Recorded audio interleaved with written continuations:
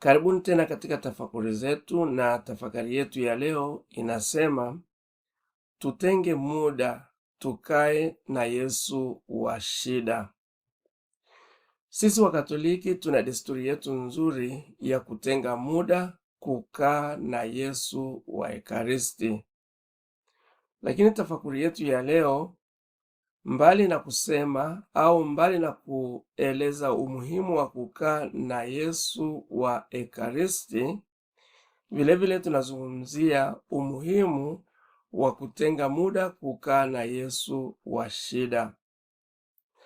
Kukaa na Yesu wa Ekaristi ni desturi njema kama tulivyosema, na ni desturi ya kutenga muda wa kukaa faraga na Yesu katika maumbo ya mkate na divai, yani Ekaristi. Ndio maana tunasema Yesu wa Ekaristi. Sababu ya kutenga muda wa faraga na Yesu wa Ekaristi ni wa mtu binafsi, yaani ni wasaa wa mtu kupata nafasi ya kutafakari na kujitafakari mbele ya Yesu wa Ekaristi, au kukaa na kuyajenga na Yesu, yaani kumwelezea shida, nia na malengo. Vilevile ni kukaa na kuungana na Mungu, yaani kupata nafasi ya kurekebisha pale unapomkosea na kujiunganisha naye tena.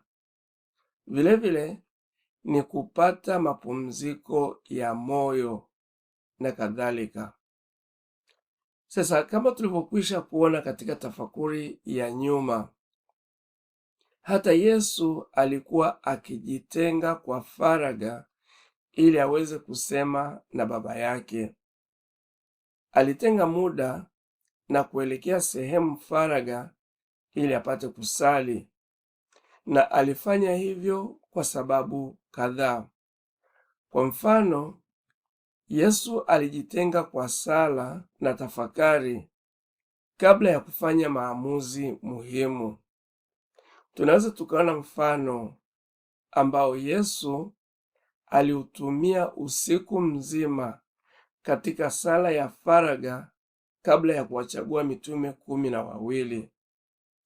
Tunasoma hilo katika Luka Mtakatifu hivi: ikawa siku zile aliondoka akaenda mlimani ili kuomba, akakesha usiku kucha katika kumwomba Mungu.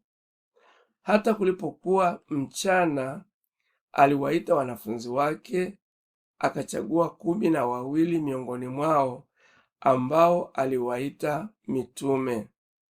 Na hii ni Luka 6 mstari wa 12 mpaka wa 13.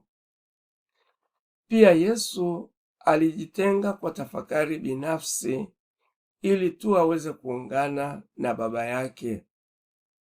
Mara kwa mara alienda katika sehemu za utulivu, na hata alikwepa kukaa na makutano kwa muda. Akaweza kwenda nyikani akaomba, akionyesha hitaji lake la kuwa na wakati wa utulivu pamoja na Mungu. Kuna wakati wa dhiki pia Yesu alijitenga kwa sala.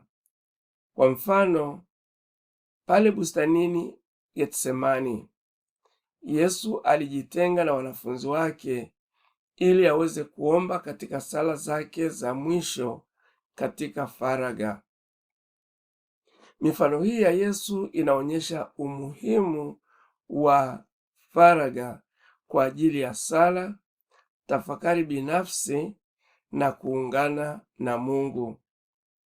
Lakini tunaona pia ya kuwa pamoja na kuwa Yesu alitenga muda wa kukutana na Baba yake kwa faraga, bado aliwarudia makutano na kuendelea kuwafundisha, kuwaponya, kufukuza pepo wabaya, kuwaponya watu magonjwa yao na kuwaweka watu huru. Tunajifunza kitu gani hapa?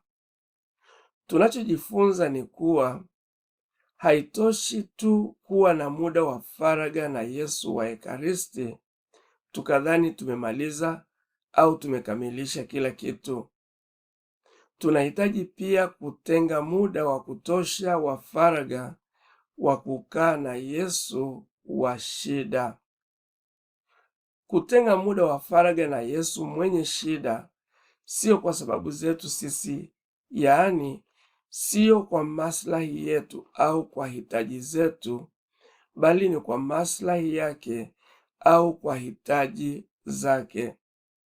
Na hii ni tofauti na ile faragha ya kukaa na Yesu wa Ekaristi kwa faida yetu, yaani kupokea.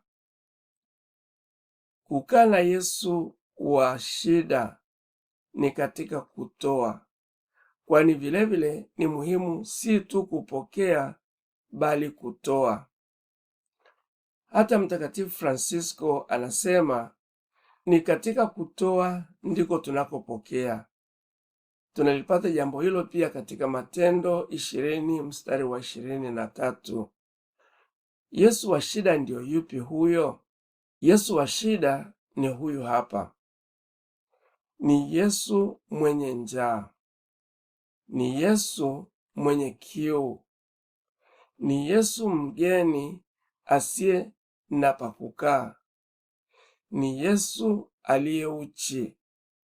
Ni Yesu aliye mgonjwa. Ni Yesu aliye kifungoni na kadhalika. Yesu mwenyewe alisema, nilikuwa na njaa ukanilisha au hukunilisha.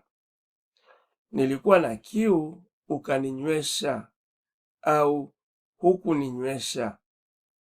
Nilikuwa mgeni ukanikaribisha au hukunikaribisha. Nilikuwa uchi ukanivika au hukunivika. Nilikuwa mgonjwa na kifungoni ukanitembelea au hukunitembelea. Tunasoma haya katika Mathayo 25 mstari wa 35 mpaka ule wa 46. Yesu alisema, mtu yeyote akimpa hata kikombe cha maji baridi mmoja wao wa hawa wadogo, kwa kuwa ni mwanafunzi wangu, amin nawaambia, hata ikosa thawabu yake. Mathayo 10 mstari wa 42. Vilevile, sio lazima mtu awe na kitu cha kumpa mwenye hitaji. Hata kukaa, kusema na kumsikiliza mwenye shida ni dawa. Waswahili wanasema, maneno matupu hayavunji mfupa, lakini maneno mazuri pia bila hata ya tendo nayo ni fadhili. Methali inasema, mahangaiko yaliyo moyoni mwa mtu huelemea moyo, lakini neno jema huchangamsha. Methali 12:25.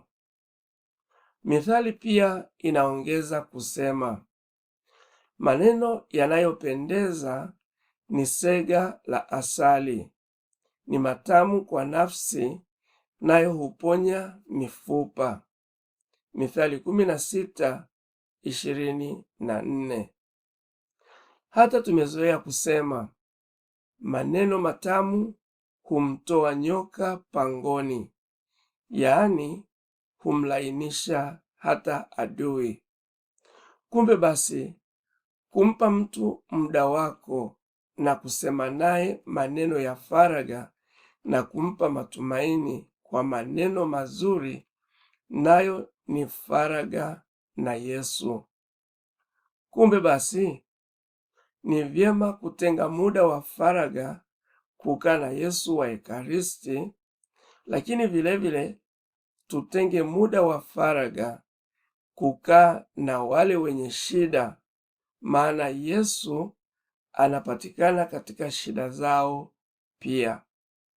Tumsifu Yesu Kristo.